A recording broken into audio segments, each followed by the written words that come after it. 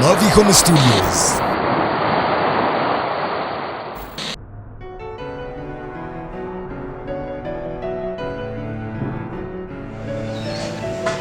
Erinnya lyange mpitibwa Madam Najengo Victoria Tawa Mas Bookshop.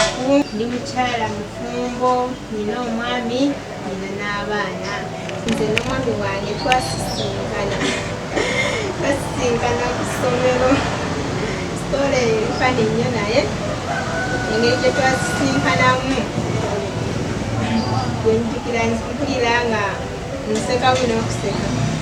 Twasisinkana eyo ku ssomero gye twebisomera 2015. Awo twatandikira olugendo lwaffe olw'omukwano paka kati ekintu tukyakivuga, ekintu kyesinga omwagalako. Ekyamazima omusajja oyo is a man of his word. Kyentegeeza mu ekyo nti bw'asuubiza ekintu akituukiriza. Ekyamazima n'ekirala afaayo ate alumirirwa. Si muntu mubi nnyo. So n'ekisembayo ne kano kankayiseewo, musajja wange mukozi.